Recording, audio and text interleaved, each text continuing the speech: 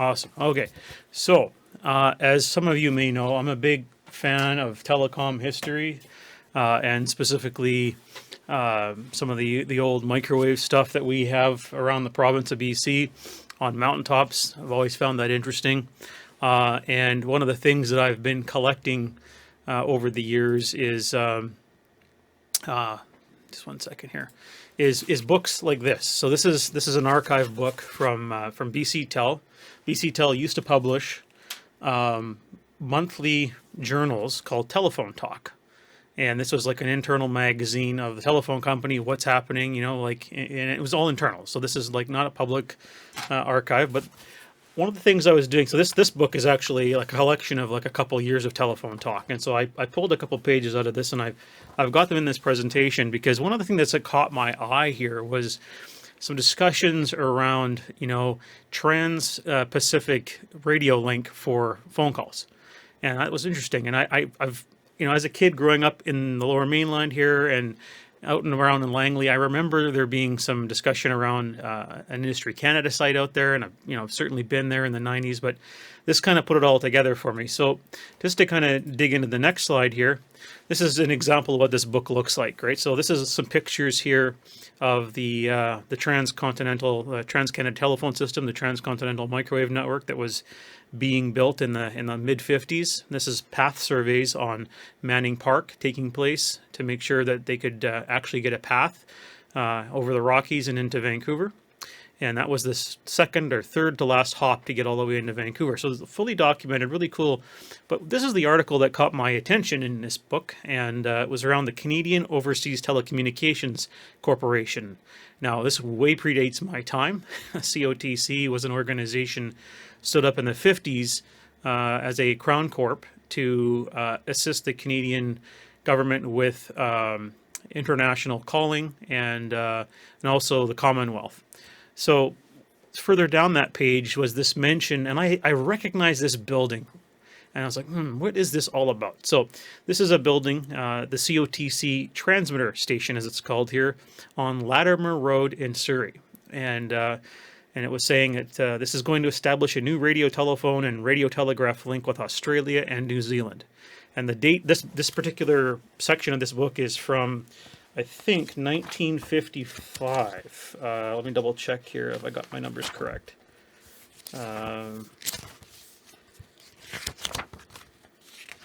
Yeah, November, December 1955. So 1 year older than you, Phil. So anyways, Latimer Road in Surrey. There is no such thing as Latimer Road in Surrey anymore because Surrey switched to a grid reference system for streets and roads many, many years ago. But there's, history there. I did some digging around some maps to figure out where Latimer Road was, and there's Latimer Road Elementary on 192nd Street, and that kind of put things together for me. So here is a map of satellite view from Google Earth of Surrey, actually Langley. And the words Surrey, Langley, and Cloverdale all melt together in these articles because I don't think the boundaries were that well defined, and probably districts were the way things were being run back then. But if you look on 192nd Street and you go south towards Brookswood, 32nd Avenue is down here at the bottom of the screen going left to right. This is north up diagram. You'll see the Campbell Heights Industrial Park, which is quickly encroaching on all of this area here, but there's a very large section of land that you can drive by. It literally takes you like a minute to drive past it. And if you zoom in a little bit, that's what that looks like. It's about a 300-acre parcel. And that was as I known, back in the 90s, this is where Industry Canada or Department of Communications had their office. Before they had Surrey, they were here. But if you go far enough back in time, this was actually the COTC transmitter site that was mentioned in that article. That building that I showed you the picture of was at the center of this landmass. And so that's what it looks like as of this afternoon. On the way back from the airport, I swung out by there and grabbed a picture. And you can see the designation on this. This is referred to as the Cloverdale site, and that particular sign. This site has been since abandoned. It's under maintenance from Public Works Canada, but it is still there. So There's a fellow that used to work at the site as a ISED inspector who lives in the area and is passionate about preserving this particular plot of land because it is very special as far as an agricultural perspective. It is kind of in a bit of a microclimate. It's not in the floodplain. It's got excellent drainage. The CBC actually did a story on this particular plot of land not too long ago. You can look it up online.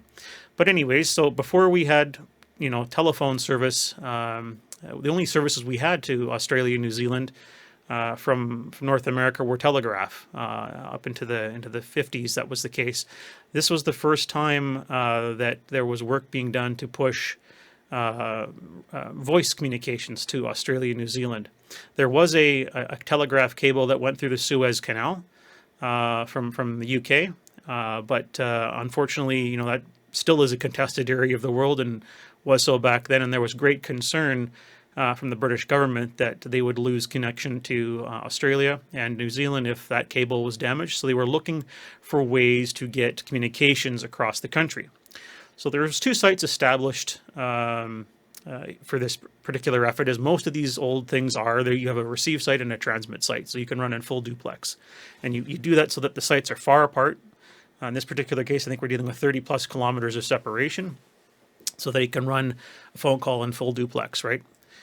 And this is just some more details here. So the site itself that I was referring to, the Cloverdale site that the government had, that site was active as an ISED office after the COTC abandoned that site in the 60s when the Trans-Pacific undersea cable came into play for voice. So this was a very narrow window of time from basically the mid-50s until the very early, maybe 64, when we were relying on voice circuits over HF.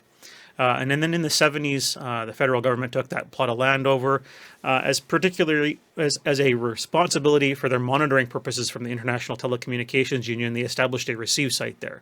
So we had lots of listening arrays and discones and other omni or receive arrays that were at that site. And that's what I remember as a kid driving in the 90s through there, was seeing all this equipment. And of course, if you were ever visited by a radio inspector in the 80s, 70s, 80s, and 90s, they typically drove from that location. That was the main office here in the Lower Mainland before they established Surrey. I'll just skip along a little bit here.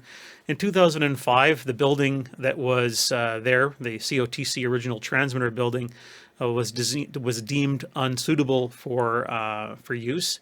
And there was some efforts actually from Simon Fraser University professor Peter Anderson to use this entire plot of land as a HF comm site and an emergency training facility. And that lasted for a few years.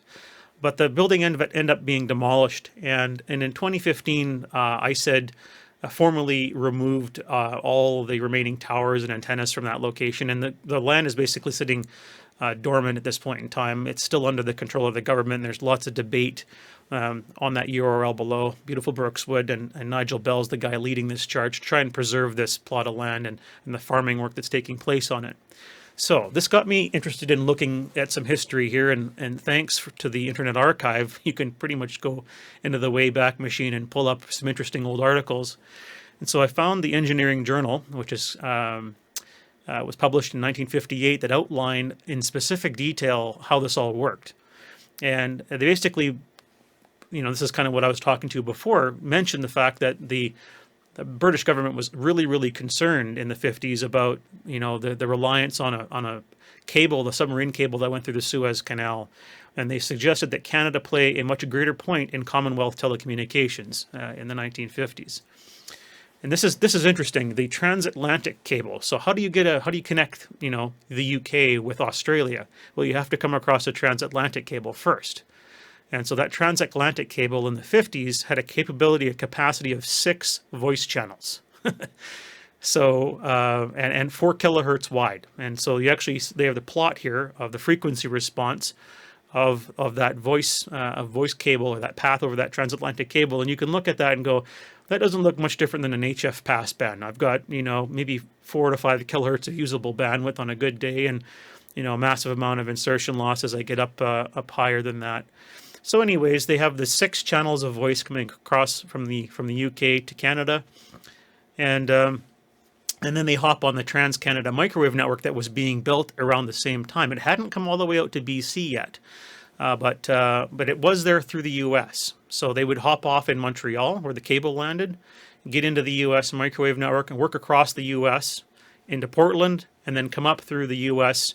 Towards Vancouver. And there's a reason why that existed, and they came across the U.S. and there was a connection into Vancouver, because at this time, the DEW line was running in the far north, and the DEW line, distant early warning radar system, had all of its communications funneled down from Alaska through British Columbia, through a 900 megahertz tropospheric scatter system that was installed by the U.S. Air Force that BC Tel babysat. And so there was this path into the U.S. system.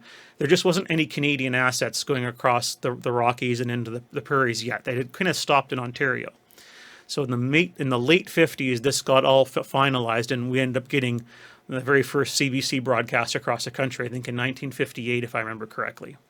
Anyways, this article here goes on to explain, the fact that there was no, public telephone service until this cable came in.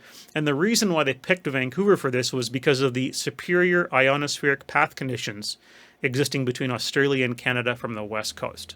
And I think all of us that are active on HF or have listened on HF can agree that if you're on either coast, whether either the east coast or you're the west coast, the water and the ocean is a great propagation enhancer. And so we hear Australia, New Zealand, Japan, all the Asian countries very strong compared to, our peers in Atlantic Canada, and vice versa for them. They hear the UK and Africa and whatnot way better than we do.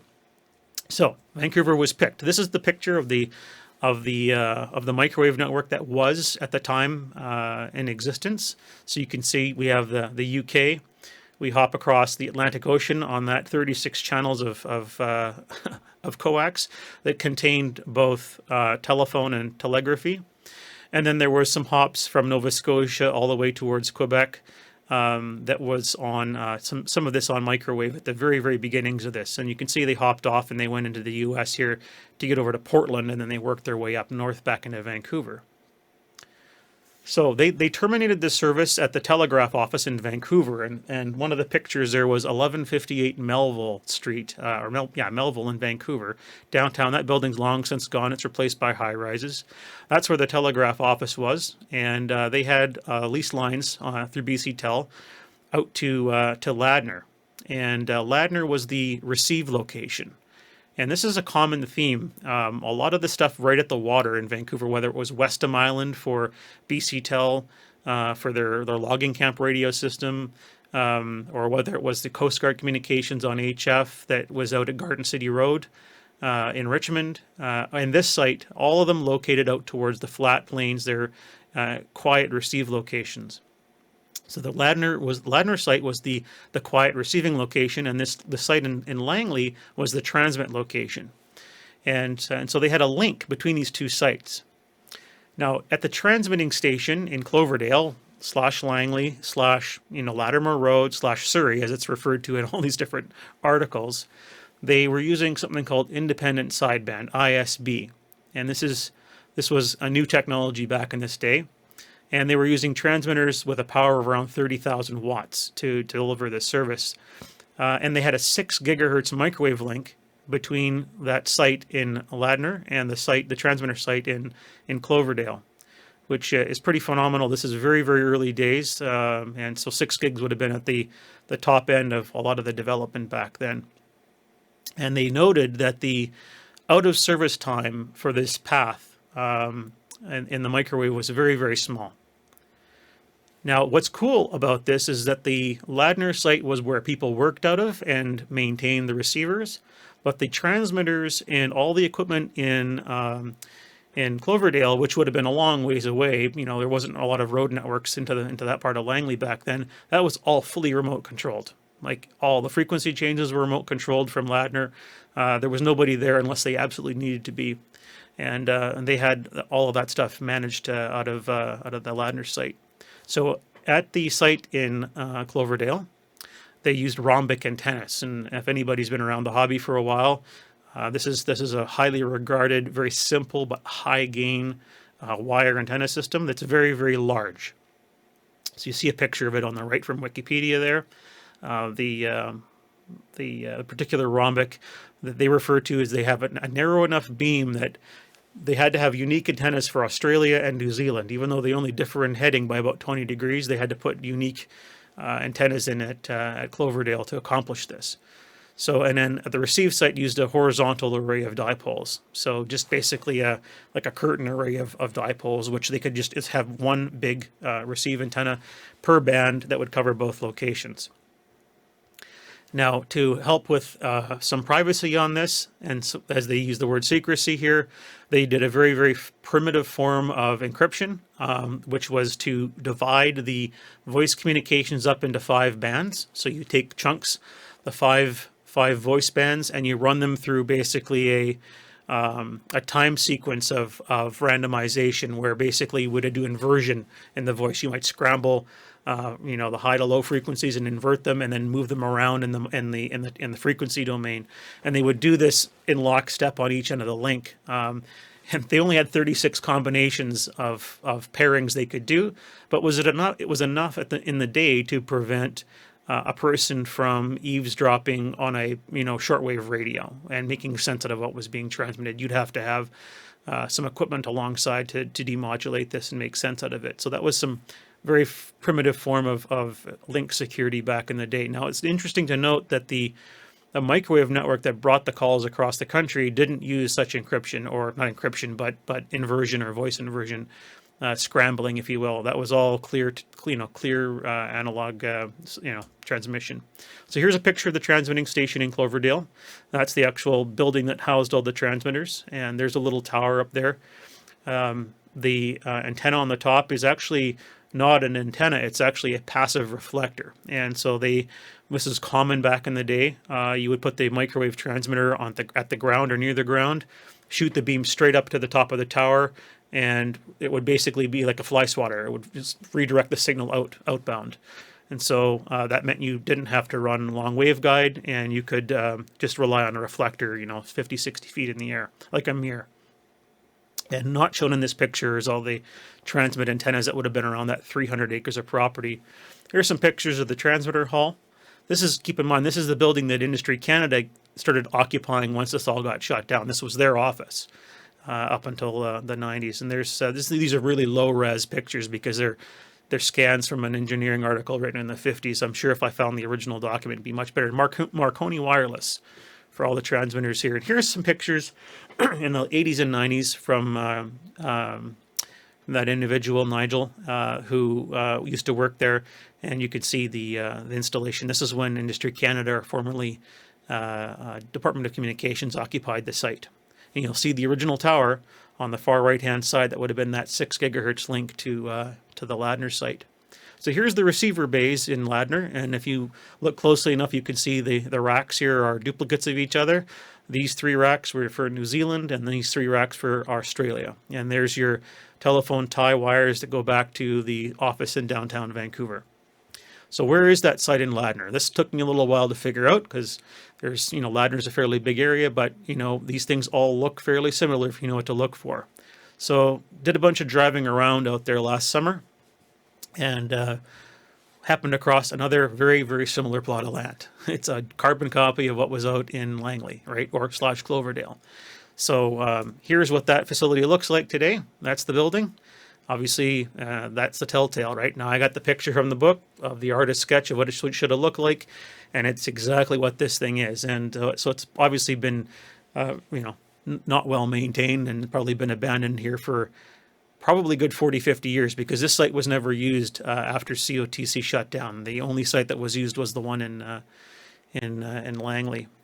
That's the view looking towards the north. You can see Simon Fraser University in the background there, lit up under the clouds, downtown Metrotown and the North Shore Mountains. And what's really cool is if you turn your attention the other direction and you look at the path towards Australia and New Zealand, that's what you're looking out at. It's absolutely perfect for propagation to that part of the world. You literally have maybe a kilometer of really, marshlands like this, and then you hit the strait. And so the path between these two sites, 32 kilometers, almost exactly. And you know, actually look at this and you think, well, how could that work? Well, if you look at it from a topographic perspective, you're actually shooting right down the valley. I think the Serpentine River runs through Serpentine. I might be wrong on the name. There's a river there, and Serpentine River. Yeah, it runs down the right down this corridor. So you're really shooting down a valley. And there's Boundary Bay Airport. So you're skimming the south side of Boundary Bay Airport right there. So that gives you an idea of this. Who maintains that land, Ian? Like it's all plowed, all in lines, everything else? So in the Ladner site, that's Musqueam land now. That's the First Nation community, and the site in Ladner, or sorry, in Langley is I think it's a Ukrainian family farmer that has owned that land or leased the land from the government since the 70s for farming. So there's a big potato farm on there now. And they've always been there, even when Industry Canada was working there. They were tilling the fields and working under the antennas that were being used to receive, you know, monitoring station. So this is the no worries. This is a picture of the block diagram of this thing right from that 1958 engineering journal, and you can see here's your transmitting site in Cloverdale with the rhombic antennas, and they've got a switch here that they can control depending on, you know, propagation. And then you got the microwave link, the 20-mile link over here to Ladner as the receive site, and you can see the horizontal dipole arrays, and they're doing frequency shift keying as well as independent sideband. This one for telephony, and one for teletype, and probably in the early days before teletype, CW. And then the interface back to BC Tel on the line board here, which and the Trans-Canada circuits to Montreal, which would have hopped all the way across back to the Atlantic cable and to the UK. So I think that's the extent of it there. Yeah, that's just, yeah, go ahead, Paul. Duplicate, like, are there two of those, one for New Zealand and one for Australia? Yeah, so they had to have two rhombics, one for Australia and one for New Zealand, but they actually had four. This is a simplified diagram. So this is for one path. They had four antennas, and they had them in different heights to optimize the propagation. That's from what I can tell in reading the article. Okay. So that explains the amount of land they needed when you start looking at. They were operating in 4 to 27 megahertz. So all the way from the basically right above 80 meters all the way up to just below 10 meters. 11 meters, I guess. So there you go. Some interesting local history. There's more examples like that around, but I thought that was kind of cool that we had something to, you know, a part to play in providing telephone services. And that only netted 4 channels of voice to Australia and New Zealand. So this is why your long distance cost so much back then.